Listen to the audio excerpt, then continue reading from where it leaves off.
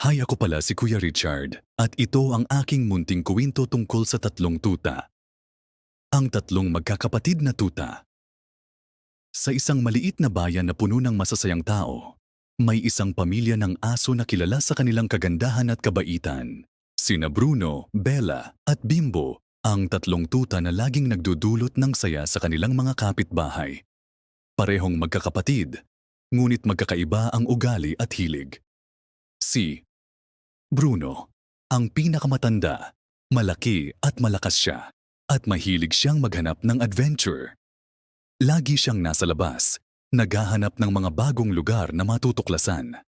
Minsan, nakakalimutan niya ang oras at naliligaw, pero lagi naman siyang nakakauwi sa tulong ng kanyang matalas na pang-amoy. Si Paz Bella Sematos. Bella naman ay ang pinakamakulit at pinakamasayahin.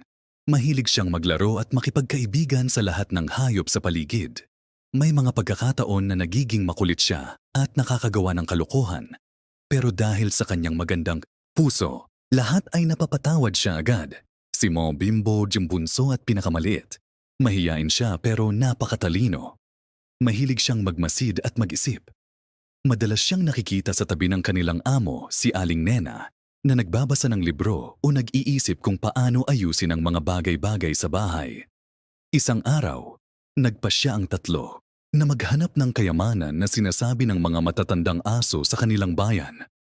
Sabi nila, may isang malaking kayamanan na nakatago sa dulo ng kagubatan. Dahil sa kanilang pagiging curious, naglakbay sila ng magkakasama. Sa kanilang paglalakbay, marami silang naranasan. Si Bruno ang nanguna at nagbukas ng daan sa makakapal na halaman. Si Bella naman ang nagpapasaya sa kanila tuwing sila ay napapagod sa paglalakbay. Si Bimbo ang nag-iisip kung saan sila dapat dumaan at nagbabantay sa kanilang mga likuran. Dumating sila sa isang ilog na hindi nila kayang tawirin. Si Bimbo ang nag-isip ng paraan. Sinabi niya kay Bruno na maghanap ng malalaking sanga para gawing tulay. Si Bella naman ang naghanap ng mga bato para gawing suporta. Sa tulong ng isa't isa, nagawa nila ang tulay at nakatawid sila ng ligtas. Pagdating sa dulo ng kagubatan, natagpuan nila ang isang maliit na kahon.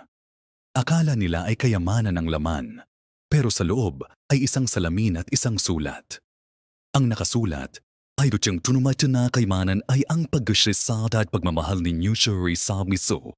Nagtaka sila sa una, pero nang mag-isip sila, naintindihan nila na ang kanilang paglalakbay at pagtutulungan ang tunay na kayamanan. Masaya silang umuwi. Dala-dala ang aral na hindi nila malilimutan. Mula noon, mas lalo pa silang naging matibay bilang magkakapatid. At kahit hindi sila nakakita ng ginto o hiyas, natuklasan nila na ang pinakamahalagang bagay ay ang pagkakaroon ng isa't isa. Moral ng kwento.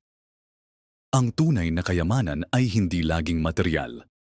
Minsan ito ay nasa pagkakaisa, pagkamasal, at pagtutulungan ng bawat isa. Sana ay nagustuhan mo ang kwento.